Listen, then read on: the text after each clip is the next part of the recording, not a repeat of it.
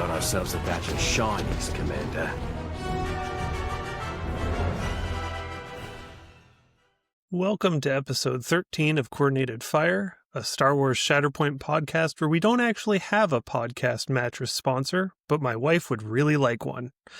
How you doing, Kyle? Honestly, I would really like one. How do we get that? I don't know. I've heard there's a couple good Canadian ones out there. So, if any of you guys are watching for some reason, hit us up. That's awesome. I'm great. I'm coming off of a weekend of a whole lot of Shatterpoint, as are you, which is always fun. Yep.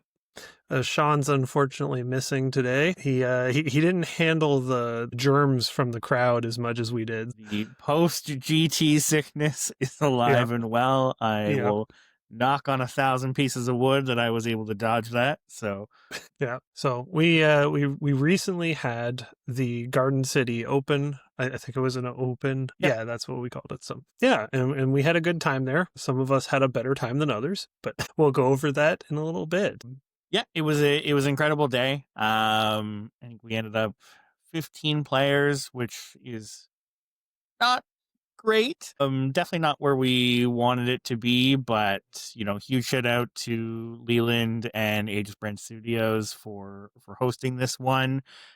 Would have been great to have a higher turnout, but summer can always be a little tricky, matching up schedules and holidays and all that good stuff. We did have a few players come up from the US, which was awesome to see. This one was very, very close to the border, so I think was a little out of the way for some in some other parts. So happy with what it is, and a great turnout in terms of players. I know just before we get into any games, I had a great day. I had 4 great games. It was a great day hanging out. Yeah, I also had a good time. Like, I ended up playing a lot of the games with local people to our community, but that happens, and it was still a good time. Go out, hang out with everybody, socialize, get some food with everybody afterward, and just hang out.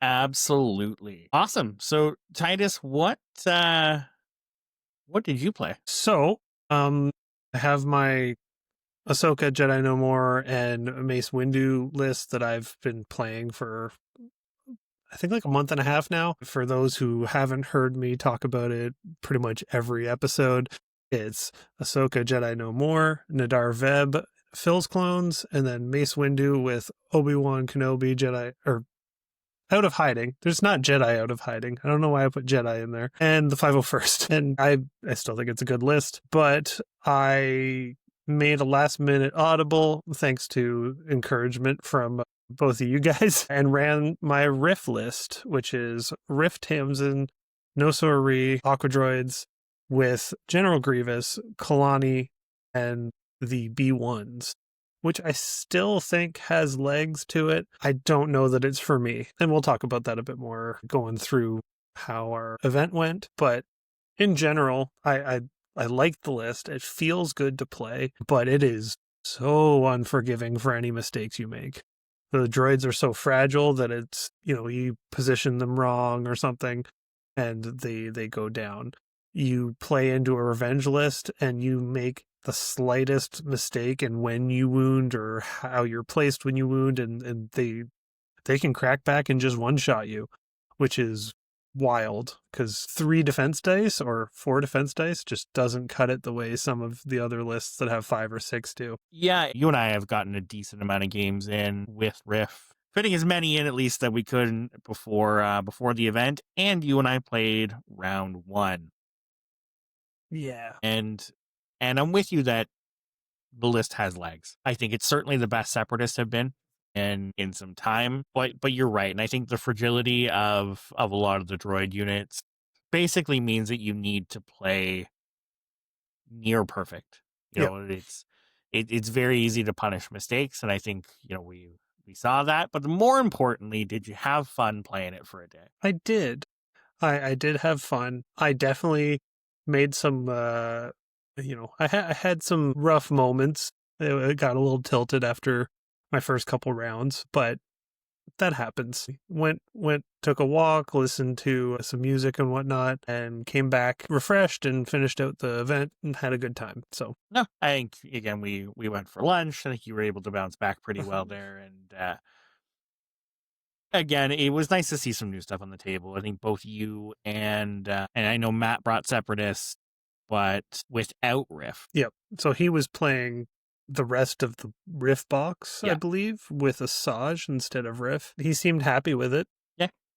So from my side, I went over this exact list. So I know I talked about some potential audibles that I was going to look at. I didn't end up changing anything. And for what it's worth, was actually very happy with that by the end of the event. So my list, if you didn't catch it last week, is General Kenobi with Rex and the 212th, Mace Windu with Snips and the ARF Troopers, Vader Jedi Hunter with Barriss and the Padawans, and Ki-Adi-Mundi with Shaak Ti and the 501st. So I don't think anything super. I guess the Vader squad is probably the most out of meta for what I was bringing to this. And this was brought for mostly one purpose. We have a very heavy Kenobi meta locally, at least a few dedicated players, myself included there. Yep. And I find this squad does very well into Obi. There is when paired with Ki-Adi, there is a ton of displacement. And I have now a couple events and a decent amount of testing where that has gone consistently very well. Lots of displacement, able to punch over hunkers. The other thing is playing into the other mirror into Anakin, because where Anakin is really carrying that team, moving dead bodies doesn't do as much than when they're alive. And this is able to, Anakin's activation may be really strong. Vader makes every single hit in this list punch over its weight. So those were the two places I planned on taking Vader. I ended up playing him round 2 into Obi Anakin specifically, and it absolutely did its purpose. But overall, what I really like about this list, and Titus, you and I spoke about this a bit yesterday or Saturday, this is a really good toolbox. It's the first time where I've had a premier list that isn't a 2x2.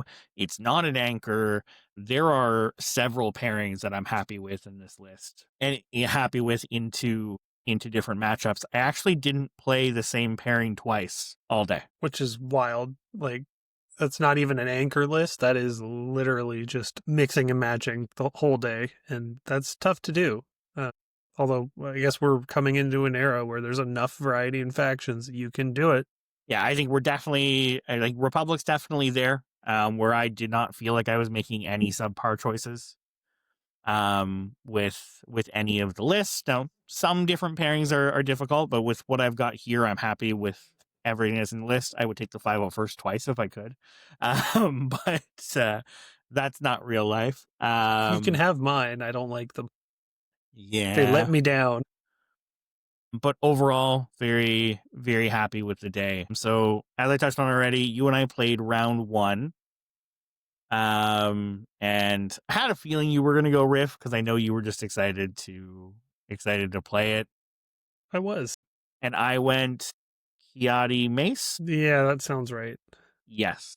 And I tested this into the list a couple times. Now, you had changed from Kraken B2s to Kalani B1s since the last time we did one of those runs. And I can say from my side that Kalani B1s was way better. Yep. I have no regrets on that change. B1s are, movement issues aside, are one of the best things to activate in that list. Like, when they get those extra dice, they hit like a truck.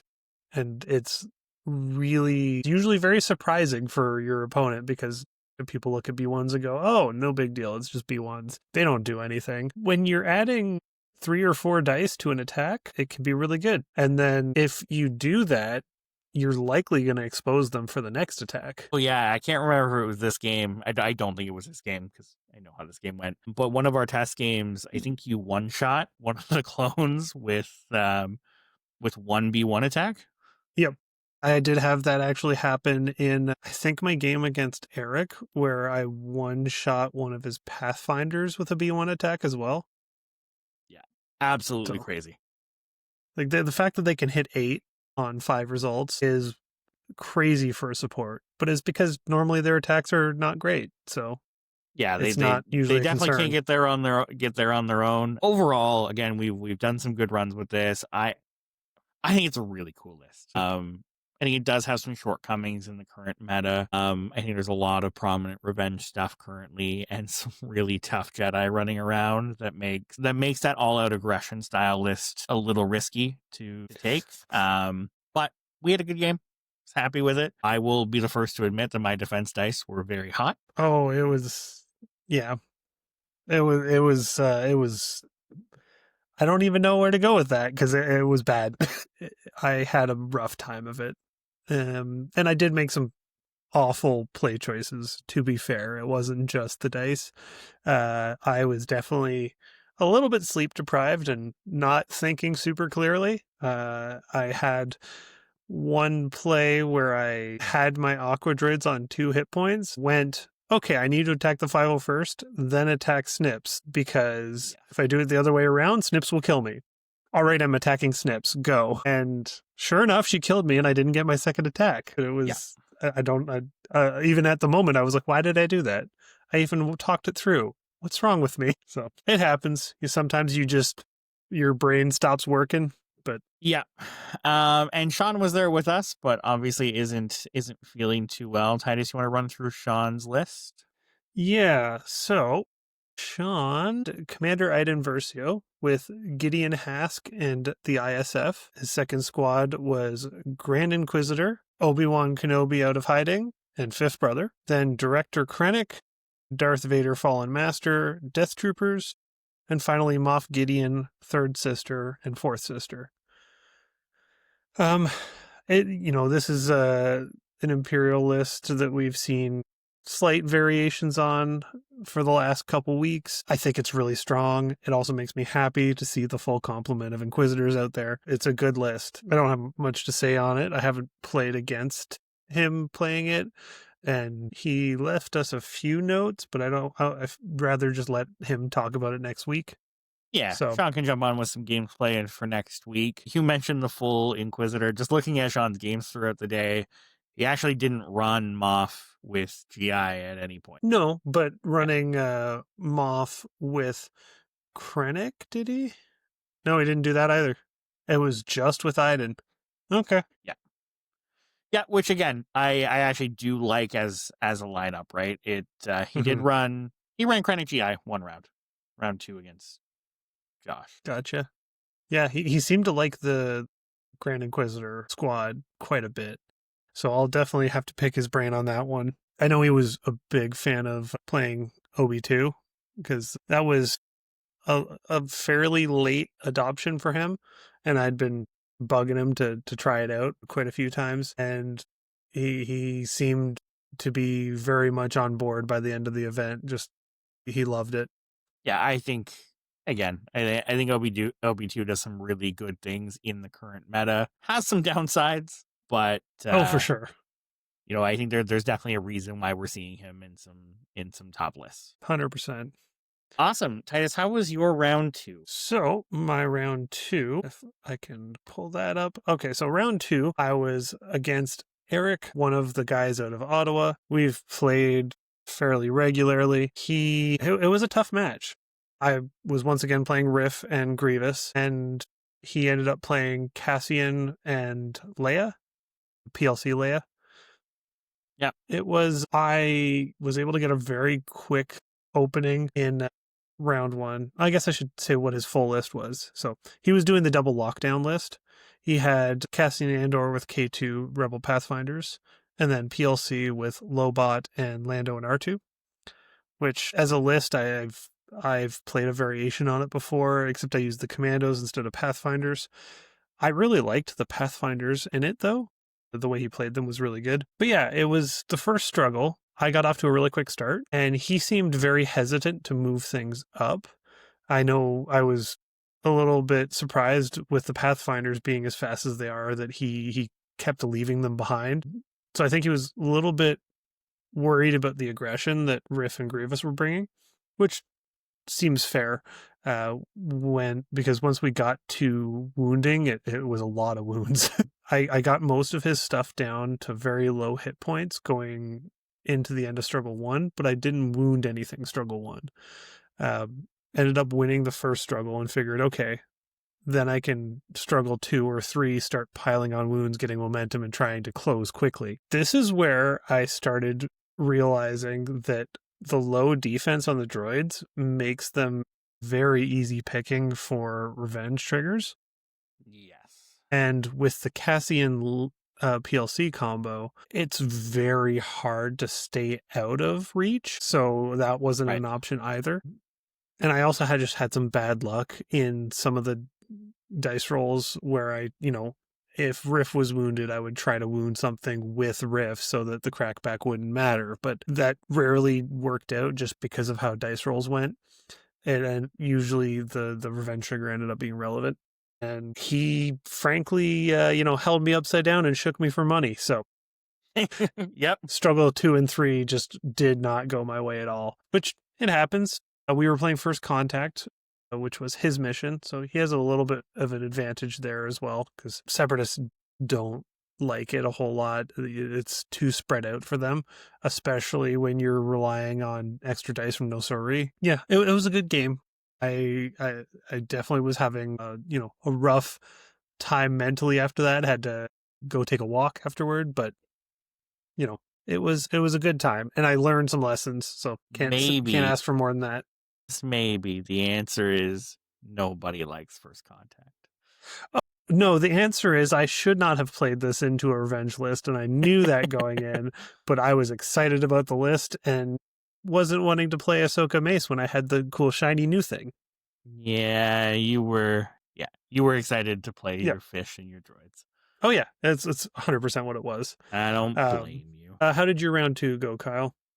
So I talked about that a little bit when just going over my list. This was in against Jason, playing Obi Anakin. What's awesome to see is Jason had a great day. I think he finished 5th overall, and I think I was his only loss. Yeah.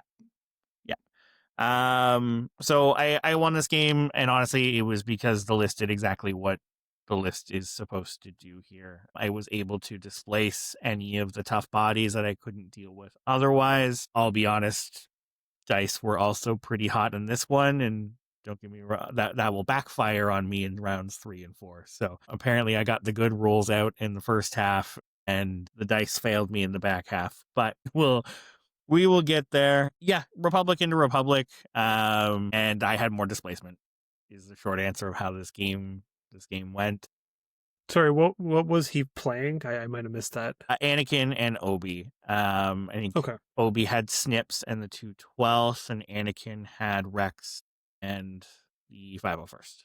Okay, so pretty standard loadout. Yeah, pretty standard. Some obvious things of, I think Anakin struggles without the ARFs in a few ways. Don't get me wrong, that coordinated fire strain helps his damage output a lot. But when he can't get to the target he needs to, it can be a little tough. I was able to displace him a couple times. By the end of the game, Anakin was sitting at Jason's board edge, which is exactly what I want to do in this list. There was some weird dice back and forth. There was an attack at one point where Kiadi would have wounded Anakin if Anakin rolled a miss. Anakin didn't roll the miss, but Kiadi also blocked 5 and dropped a crit, which led to Anakin failing to wound Kiadi as well. And then not having enough force to get the second attack is kind of how the game ended. The only thing I want to shout out is Barris was incredible here. And every time I have put this list on the table, I have been extremely impressed with Barris. There was a point where she got to double advance, wound the 501st, force push something else, and reposition. And she repositioned back to the point she needed to stand on, where the obvious answer is I could have moved hunkered on the point I needed to stand on, but I got to have a much cooler turn because her mobility is absolutely insane. Super cool. Listed exactly what it needed to do. Cool. All right. So after that, we broke for lunch. Wen got some burgers at a local place just around the block. Okay, those burgers were incredible, though. They were good. They were good. It's like homemade stuff too, so it was nice. But yeah, we had some time to just kind of hang out. They gave us about an hour because we ended up only going 4 rounds from the planned 5. So we got to have a bigger break than we were expecting, which was nice because getting to talk it over with everybody and relax a little bit, get It the was jitters nice to out. have a recharge break for sure. Yep, it was great.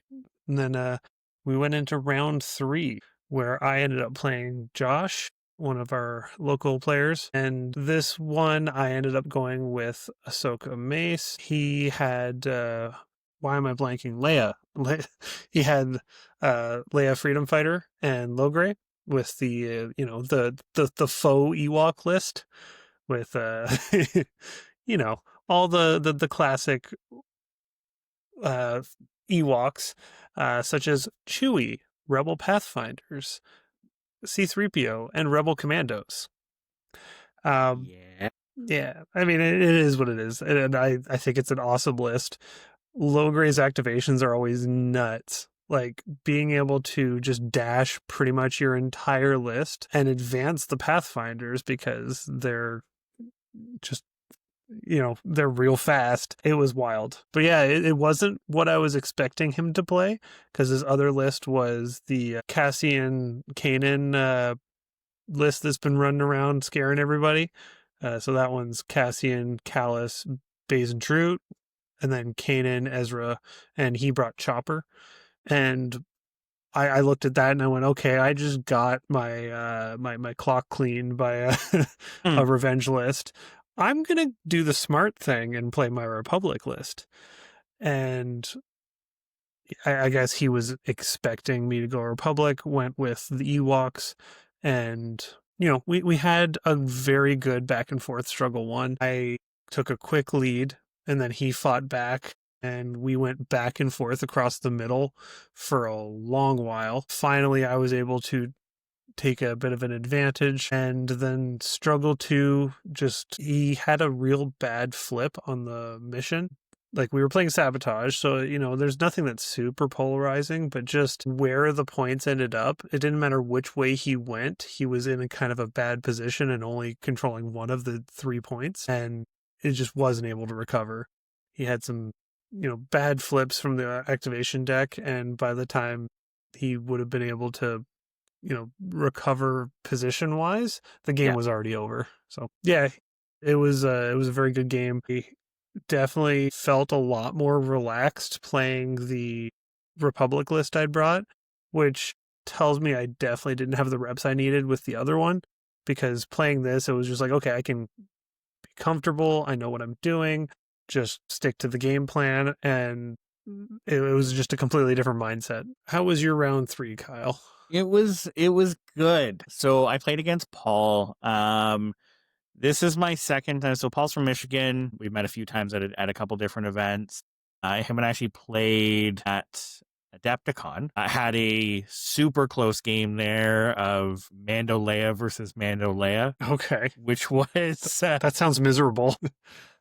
It was movement and revenge shenanigans all over the place. But this time, so Paul was on Cassian Leia.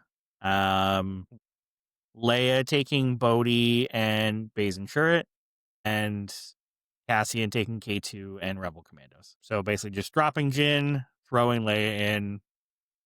I would say boxes as is, but technically the Commandos don't come in Cassian's box, even though that is their home now. So this was a really, really tough game. We were having a really good back and forth struggle one. So he won the roll off, which means we were playing Never Tell Me the Odds, and I knew I was on a back foot just from the mission. This was the one thing I was worried about my list. And that I've had some success on odds, but don't feel super confident about it.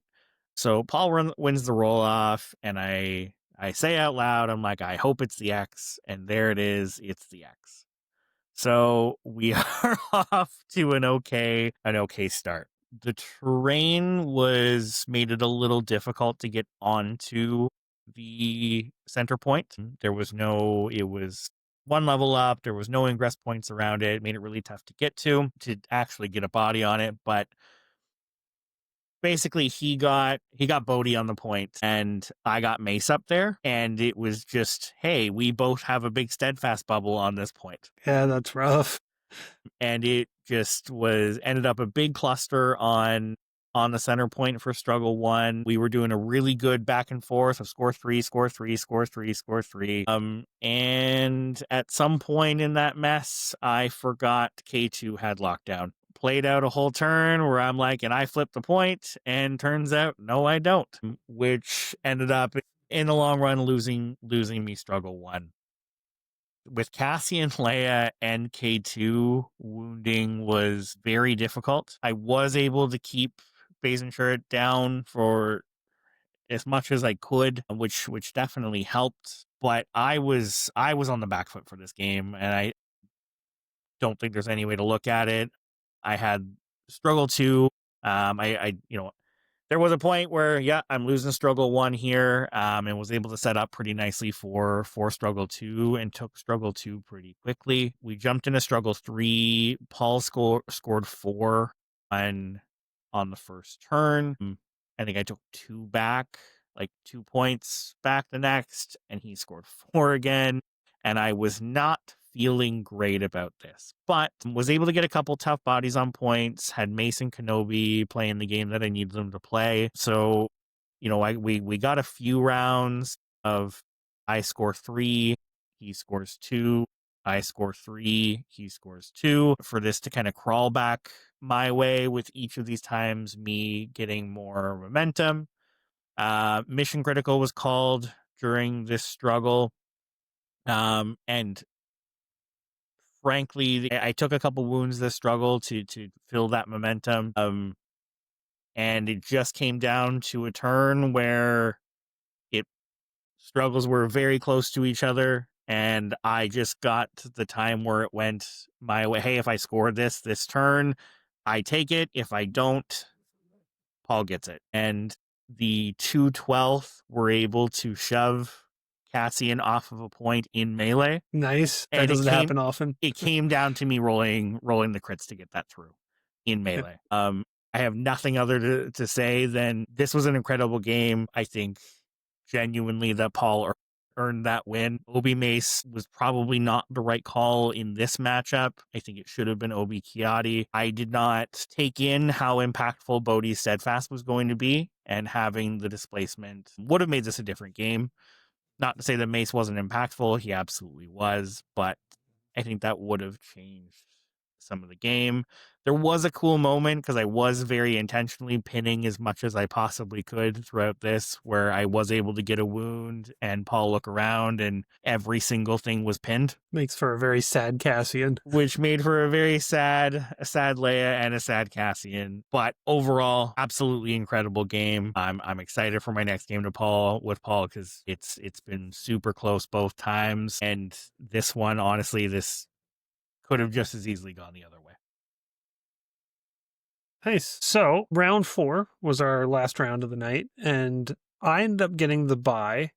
So I played game against Leland, who's our tournament organizer, but it was just a casual game, so I won't go too much into detail. But I played Riff Grievous into his full Spectres list because I put my stuff down before he even showed up. I was like, you know what? I brought Riff here. I was excited, so I'm playing it. There's no stakes here. And once again, got shown that revenge is not something I want to take those Separatists into.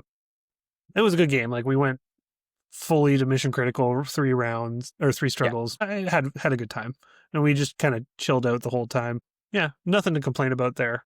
I mean, a no stakes game to finish off the night, it's always good. How did your round 4 go, Kyle? In the exact opposite of a low stakes game. Yeah. This is my 3rd event playing against Iceman Dean in the finals of an event. This has happened at a GT, then Battle for Breath, and then And then this one, he has beaten me both other times, and I was aiming for a bit of a redemption arc here, and spoiler alert, that did not happen. And it is what it is. So we were both playing Sabotage, so it ended up Sabotage. Dean got a bye first round, which means he was able to fulfill his list requirements with his other list. So he just ended up playing Cassian Kanan all day. I was expecting Cassian Kanan, and I got Cassian Kanan. And I played Kiadi Obi. In retrospect, in the opposite of what I felt last round, I feeling like I probably should have went Obi Mace here. I think the extra defense would have went a long way. Not that Kiadi didn't do well, but I really wasn't able to leverage his identity because I wasn't able to get a wound the entire game. I ended this game with 0 wounds, not because I wasn't able to kill anything, but because every time I had the opportunity, it would have put me in a worse place on the board. So I finished 0 wounds, but honestly, Dean finished with 2 because I also things were hunkered and in a similar boat where if he attacked, it would allow me to change some board state. So we played the body game. Ezra was pretty impactful here, and Base and Shirt are absolutely incredible.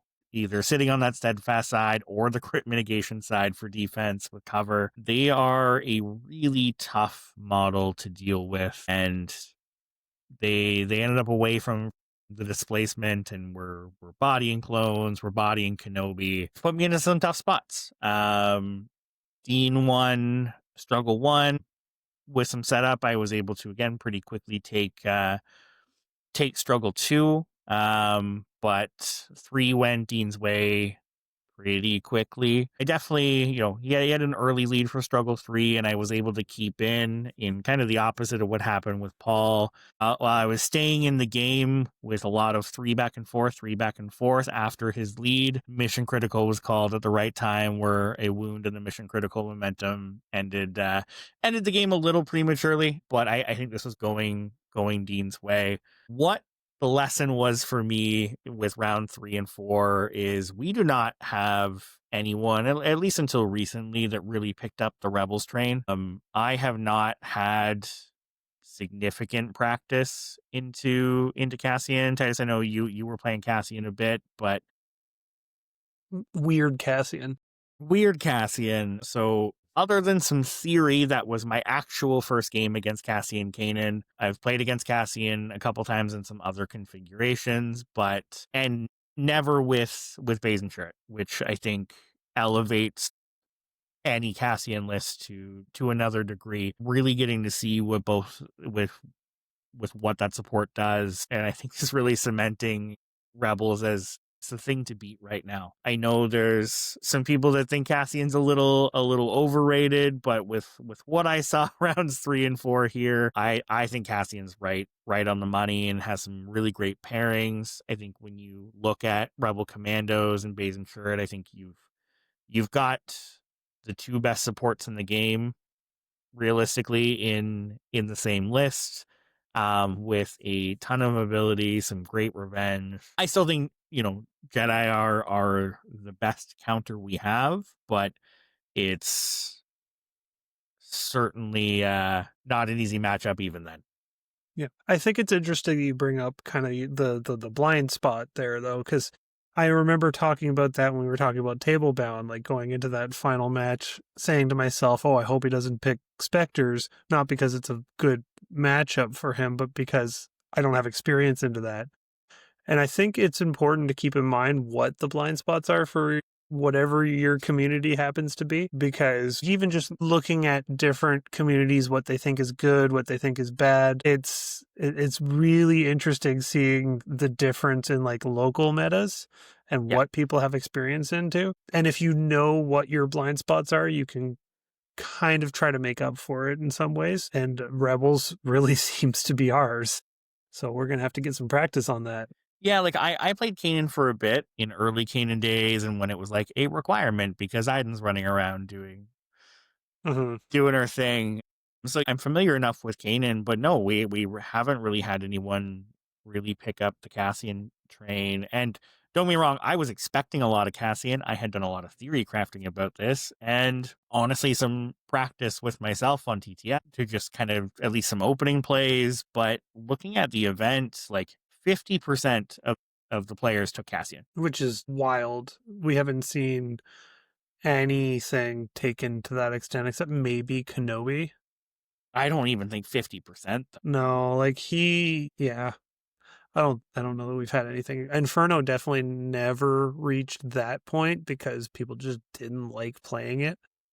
No, And it we also had a couple had a very locals. set play style. Like with Yeah. Cassian, you can play him with anything. Okay, you can go the Cassian Revenge. You can go the Cassian Lockdown Tiebreakers. You can go Cassian Aggro, and he enables that really well. And I think that's what kind of that magic formula for Cassian Kanan is right now, where the list has a ton of damage output, has the 2 best revenge triggers in the game, some tough bodies. Like, I don't think And this list is stupid bad at fast. anything. Yeah, and a ton of mobility. Not the Yeah, fastest list in the game by any means, No. but it is best in class at a couple things and still pretty good at the others. From an overall event perspective, I don't think there's anything I'm surprised we didn't see. Nobody jumped on Jin, despite seeing some of Jin's box in a couple places. No Hunter, but that's not really surprising, and I think that's going to change very soon. No Maul, I think, is the only other one that stands out, because we've had Maul's been a pretty popular one for us locally, especially with Mandos, and I think Paul was the only Mandos player here too. And no Thrawn. Yeah, I think that was mostly Sean on that train before, but there was always one. Yeah, at but least. it's still noteworthy. But again, overall, a great event. I won't complain about second. It was a good run. I had a great day playing Shatterpoint. Yeah, it was a lot of fun. Awesome. Well, on the note of GTs, Titus, I know you wanted to talk about kind of what does post GT look like? You know, you do all your practice games, you get ready, you have this big day, And then then what? it's over. And either you are super excited or you had a rough day. But either way, it's a big emotional letdown. And I know I've had people talking in our Discord and just around about dealing with burnout or just feeling worn out playing as much as they are, or even just always in that trying to gear up for the next event. So I thought, like you said, I thought it would be good to kind of go over how you kind of decompress and take a little bit before gearing up for the next thing. Me personally, I like to try to, obviously we talk about the games and stuff on the way home and, when we're carpooling and whatnot. So it doesn't start right away, but I like to take a day or two just away from the game entirely, think about other things. I know Sean and I were talking about BattleTech a little bit. Maybe might be trying to jump into that. And I think that's another good way to do it. Just play a different game, do something different. Or at least I'm a huge fan of the palate cleanser game. Yeah, exactly. Or try, if you're still wanting Shatterpoint, play a different list. Play something you haven't played yet. But like some kind of palate cleanser, like you said, is very good. And also I like to just take some time to myself and, I don't know, put on some headphones, listen to a book or music or whatever. I don't know. What do you find you do to relax afterward? So I feel like I'm definitely more on the hype side. That's fair. Post event, I feel like a lot of the times events leave me kind of reinvigorated for what I want to play next and what's coming out. I also think, this one in particular, I have new releases I'm very excited for. I get to start playing with Delta very, very soon, which I am exceptionally excited for. This is the box that's been on the roadmap for me for well over a year that I have been very excited for, long before we knew what they did. So I have a lot of hype right now. I'm excited for the next event I get to go to. I'm excited to play this. I definitely took a quieter day yesterday. Mm-hmm. Because it is a lot of peopling. For sure. That's a big part of it for me too. So taking some downtime, I do think is just important. But, you mentioned the palate cleanser game, and whether it's post GT, whether I'm just doing a lot of practice and feel some burnout, I think it is just good to remember that playing games is fun. Titus, you and I use Halo Flashpoint as that palate cleanser sometimes. I think it's a great one because for me at least, I don't see a bigger investment into that game, but I think, the few times a year that I get to throw it on the table, put the box down, it's a super cool game. It's a lot of fun. Yeah. My other side game is MCP, which I approach very differently to Shatterpoint. It's a game that I will still go to events. I'll go play, I'll do that thing. I do not treat it super competitively. I play things I like to play thematically. And I do very, very little prep. And going to something like a GT or a one-day event or whatever, where one side you've got I've crafted my list to what I think is near perfection. I have practiced every pairing. I've practiced the matchups I'm worried about. Versus I wrote my list a week before, probably painted some models this week, and I don't care how I go, is a very different experience. And getting to live both those experiences is a really interesting thing, because I don't leave an MCP event feeling the same way I do a Shatterpoint, of just the mental exhaustion, or that there's a different kind of mental tax where I'm trying to remember what all my stuff does, but I think it's a really different experience coming out of it. So, and where I'm going with this is, if you're feeling that burnout, cool off a little bit. And that doesn't necessarily have to mean not playing, but it can be approach the game differently. If you're burnt out on the hyper competitive matchups, metas, and all that, play something, go back to something fun, go back to a comfort list, try something new, find an opponent that's down to approach in the same way, or go to an event and decide you don't care. Yeah, play a couple of those thematic missions. I forget what they're called. Those things that are clearly so important that we know what they are. Well, I mean, we've tried a couple. I just don't remember what the name of them is. We have, and it was fun. Yeah. But yeah, I think just changing up the approach can be enough to help deal with burnout. On a note of MCP, and this is a complete side tangent to the topic at hand here, and these were announced at Adepticon, but we're getting close to release of new starter boxes for Marvel Crisis Protocol, where you basically get a full event roster in a box along with the tools, cards, and everything you need to play the game. And man, am I excited to get a product like that for Shatterpoint. Bringing it back home. Super excited that these are coming out for MCP. I think it's a really great product for the game, and it's very, very player friendly. It is cost effective to jump in. It is a full list out of the box and everything a player needs. And considering how many times we've heard a similar request for Shatterpoint, I would be super jazzed to have a product that is just, here's a premier list in a box, whether that is Republic, Empire, Separatists, Rebels, Mandos when we get some more stuff. Whatever that is, I think that would be a really, really cool addition to Shatterpoint for a new player. Yeah, I think that'd be nice, because we still see comments on like Reddit or just other places in social media of people being like, oh, I want to play this game, but I refuse to play anything Clone Wars, so I'm not buying the core box. And it's just like, it's really hard to get into a game where the only access to the tools you need to play are in the core box, and just being stubborn about, I don't want to play these. It's like, if you actually like playing the game, you'll enjoy playing with whatever models, and then you can buy the models you want once you've learned the game. Like, it's not, and I still stand by. I don't get the mentality. I think Mandos are the best starting point for this game, period. Uh-huh. Anyone starting out, this is where to start. I think it teaches you great game mechanics.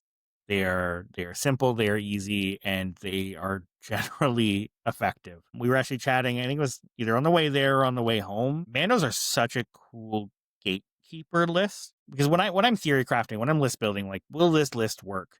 My baseline is, do I think this could play into Mandos? Because I think if the answer is yes, we are in good list territory and up.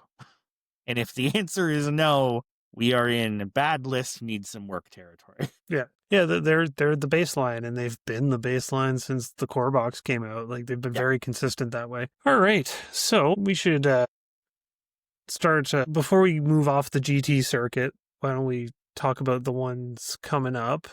So in about a week, like this coming weekend, we have the Evergreen in Washington. You said, right? Yeah, Evergreen Open in Washington. Evergreen Open in Washington. That's coming up. We also have Nova a week after that. I believe that's August 30th. I know that Yes, it one is. is looking like a really big field at this point. Yeah, I think this is going to end up one of the biggest Shatterpoint events of the year, at least for North America. Outside of Adepticon or LVO, I think this is going to be the biggest. Nobody quote me on that, but it's at least real close. I mean, it hasn't happened yet. We don't know. There's you got still another I like think 30 it's people. 42 players currently signed up though, with some space to go, and some incredible players coming out of this one. I'm really excited to see the results coming out of this one. Yeah, we're still a bit away, but I think this is the next big one to look forward to. This is also going to be the first big event where we've got all the new stuff legal at the same time. So I think this will be our first big showing for Delta Squad. I think Delta Squad is legal for the Evergreen Open. Yes. Yeah. So we'll see an early view of what it looks like there. But given it's coming out like the Friday before the event, I wouldn't expect anyone to be like really confident in those lists. I know there's people that play it a whole bunch on TTS ahead of time, but when your opponents don't know what to expect, it's still hard to get some good testing there. Yeah, you end up with one of two ways. Either the players don't have quite as much practice as they'd like going in, or you see higher results than it probably should be because people don't know how to play into it yet. Yeah. But either way, it's not a great representation of where they're going to sit in the meta. You really need at least a couple weeks. But look out for Delta Squad if you're going to the Evergreen Open, because there's going to be I'm going to predict at least 2 people are going to come and try to run the tables with them. Yeah, I think they're going to hit the ground running. Despite being exceptionally excited for them, I'm not as high on them as some others seem to be. I think there's definitely counterplay. I think force economy can be really tough once things start to get wounded, and I think another aggro list on the other side of them can do some damage pretty quickly. But we will see how that all plays out. If I were going to one of these events, Kane and Cassian's top of mind. Kiadi something is up there with some Obi pairings as well, and then Delta in that mix as well. We still have Iden and Inferno Squad running around doing very well, despite not having too many appearances. There's a lot to prep for. Yep. So finally, for the upcoming events, we of course have to plug Force Convergence in October, beginning of October. That's the one we're doing. Well, you and Sean are doing, Kyle. Yep. I'm just showing up and playing. But that's at a Torchlight in Burlington. Yeah, that one's looking like it's going to be pretty good. I think we're close to 20 signed up already, and we're still over a month out. So get signed up. Yeah, we should have a good turnout for this one. I'm expecting high 20s area, hopefully into low 30s. Yeah, ideally we want to hit the 32 mark. That would be great if y'all could help currently us out with showing that. 17 signed up, but I think there's some people that have paid that aren't showing here. So yeah, I think that's probably close to the 20 mark. I know I signed up just today. Yeah, so I expect that to be sitting around the 20 mark, and still plenty of signups to go. There's some regulars that I don't see on here yet. Yep. But yeah, if you're even, across the border, but it's not too much travel for you, we'd love to see you out. Despite it being the same weekend as LVO, because they changed their date to be really clear. But they're on the other side of the continent. Like it's not that much conflict. Yeah, LVO's one I probably would have tried to go to if we weren't having one at the same time, but that's but a lot of people can't. If you are only like a 3-hour drive away and you can't go to LVO, please consider us as a consolation prize. No, it's gonna be a great event. We've got a ton of prizes already, and we'll start teasing those closer too. All right. So let's wrap up then. If anyone has any questions about the list we played or play experiences, happy to chat in the Discord. Link is in the show notes. It's getting pretty active. Mm-hmm. We've got definitely some regulars that are nice to chat with, and definitely my first go-to place to talk about the game, as it should be. So join us there to join the conversation, and we'll have Sean back next week as we probably get back to our primaries of the week. Yeah, I'm looking forward to having some talk about that and also hearing about how Sean's event went, because I actually didn't see him a whole lot. Like, I was sat next to you for a lot of it, Yeah, but I didn't see Sean playing. We carpooled back, so we had a lot of time to chat on the way back. But no, I have not had some post thoughts with Sean yet. Awesome. Well, thanks, hope Titus. he's feeling better. And yeah, have a good night, Kyle. Have a good night, everybody listening.